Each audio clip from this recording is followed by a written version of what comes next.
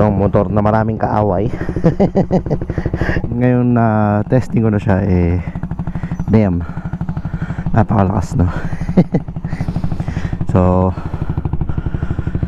ito si Reyna, the legendary Raider 150 Fi.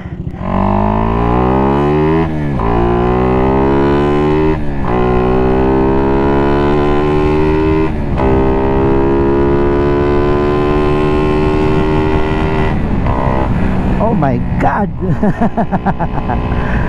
So pasensya na mga paps, medyo malat yung boses ko ngayon, no? Grabe tong bike na to. Now I know kung bakit maraming hater tong bike na to.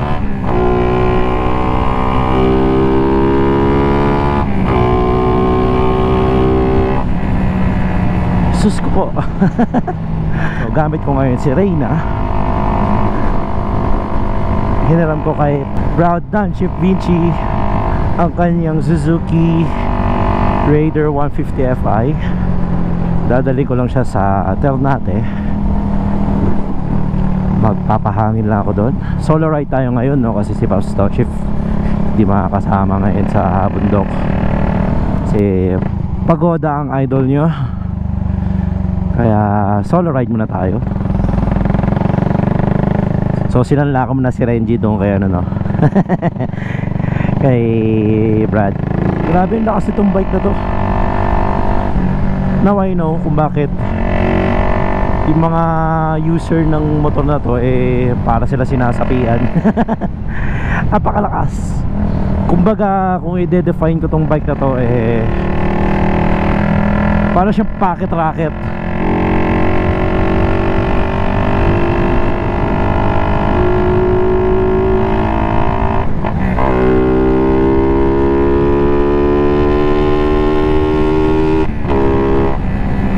Grabe yung bright. Woo!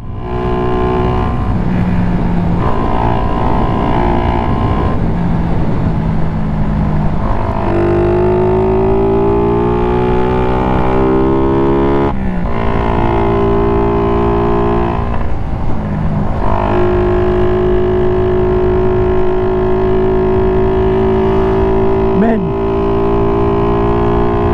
grabe umakit na 4th gear to.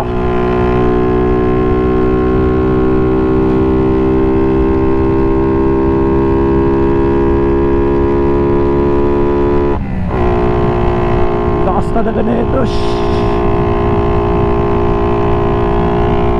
Sarap, boy.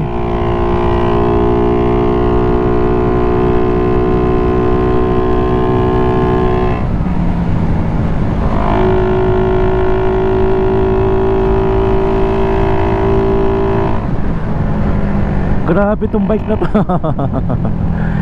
Hindi ako bias mga paps to. Actually first time ko makapag-ride ng Raider. Pero grabe, boy.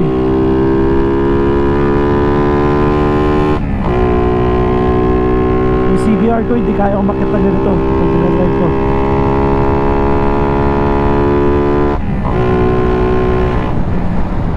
Grabe tong bike na to.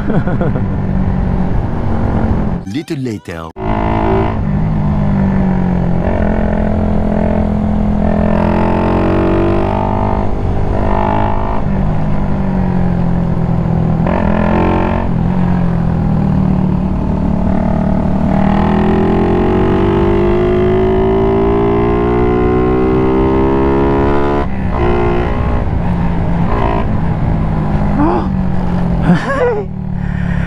Grabe itong bike na to.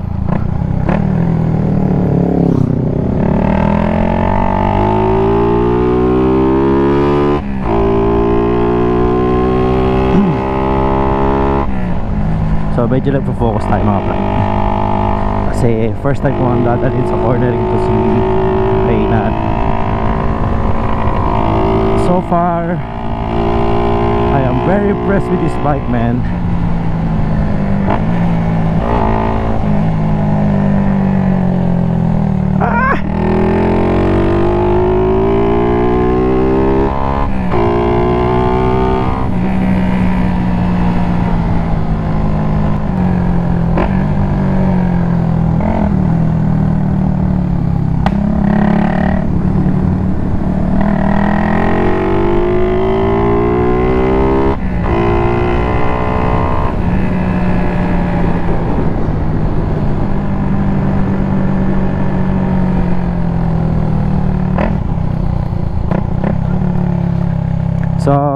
hindi ko talaga kaya mag cornering na mabilis dito sa Ternate.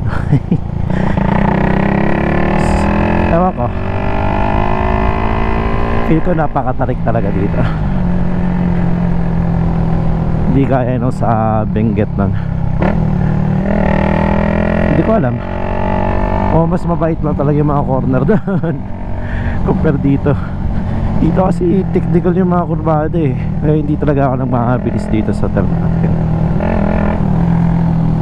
Saka hindi ako makain ng linya din pag nag-corner. Hindi naman tayo nakakarera.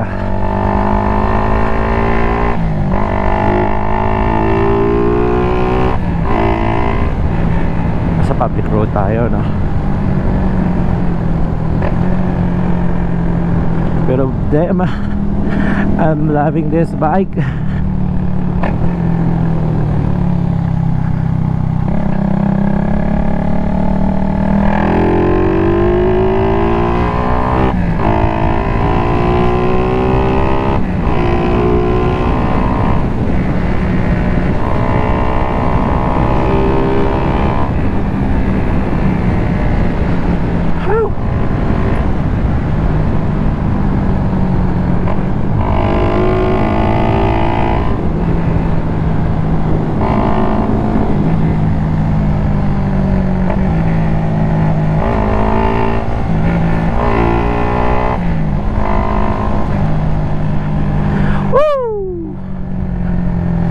Sarap.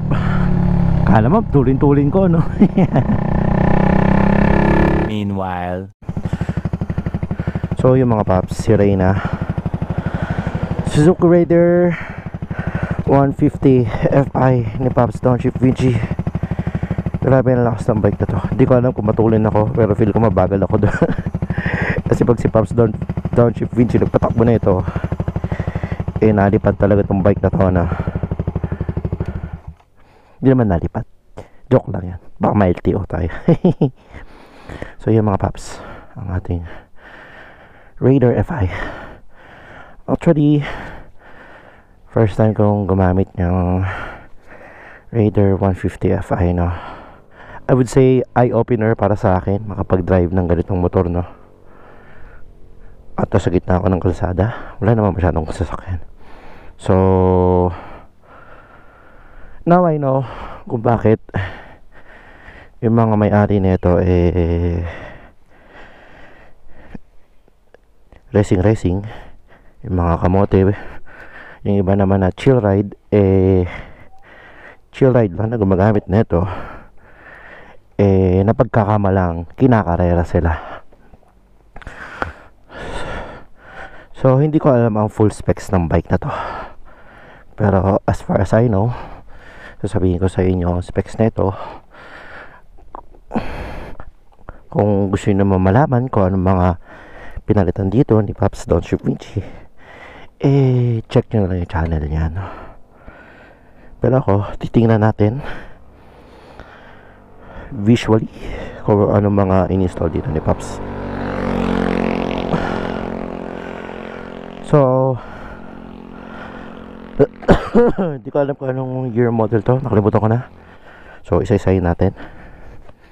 So ito, RCB side mirror, RCB na brake master,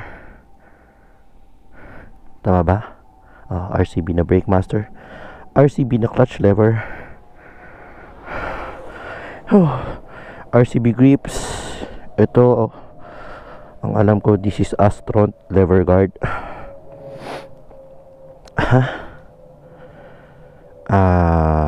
RCB na single shifter, RCB brake caliper sa harap, likod, RCB swing arm, air filter, naka air filter na siya na aftermarket. Ano ba? Leo Vinci full exhaust system. Syempre may mini driving light na rin ito. Mini driving light, ano tatak na ito? Autogram. And then naka RB8, RB10 2468 2468 RB10 na mags. Okay, color white na pang Raider. Naka RCB na pito harap at likod. Ni-reveal lahat ng specs ng bike nito, no? RCB na brake master sa likod, brake pump, sorry. At ano pa ba? Suspension YSS G series. Ayan, hindi ko alam yung size ng ano kung stock ito. Yung chain set. RCB swing arm. Yung horn, I don't know if aftermarket na yan, pero sounds like stock. Yun lang. Ang alam ko tong bike na to is naka remap na, and then aftermarket na yung ECU. Ayun mga paps. Stock ata ang engine. Hindi ko alam yung injector kung pinalitan na ni Paps. Pero alam ko naka-remap nga. At naka-aftermarket ECU na ito, no? And then pinaremap niya kasi para mapalabas ngayon full potential. At the same time na nagkabit siya ng aftermarket exhaust. Yung gulong naman ni Paps na nakakabit dito is Pirelli, what is this? Diablo Rosso Sport. 100 by 80 sa likod, 100 by 80 sa harap naman. Hindi ko maaninag. 100 by 80, 80 by 80 sa harap, 100 by 80, 80 by 80 by, I think this is 17s, no? Ayan. Ano to? Naka-UMA Racing na ano tawag dito? Quick throttle. Ayan. So, yan yun lang yung nakikita ko sa bike so far, no? Napalitan na yung ating visor. Clear na siya dito. Visor na maliit. So, yun mga paps. So, ako naman, sanay naman ako mag-drive ng underbone. Since galing naman ako kay Baby Mashi, yung RS125 Fi ng Honda, former bike ko. And so far, kung i-compare mo to RS125 sa Raider R150, napakalayo ng performance. Diyos ko po, sobrang layo ng performance. So though given na medyo hindi na stock tong bike na to, siguro naman kung stock Raider compared to sa RS125 Fi ko dati, mas matulin talaga to. Never in a million years mahahabol nun ito. Okay. Mamaya na lang ulit ako magpo-photo ops, or tomorrow, since baka tomorrow ko pa maisoli kay Paps to. So si Brad naman, DSVA, generous enough para ipahiram sa atin to at magawan ng content kasi wala na akong na-upload. Soon after.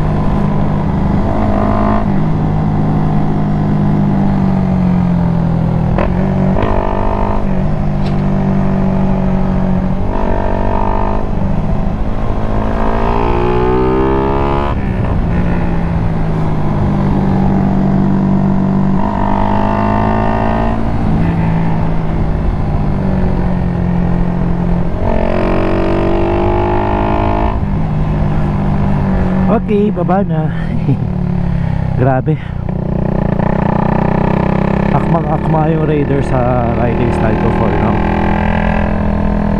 Grabe tong bike na to, lakas.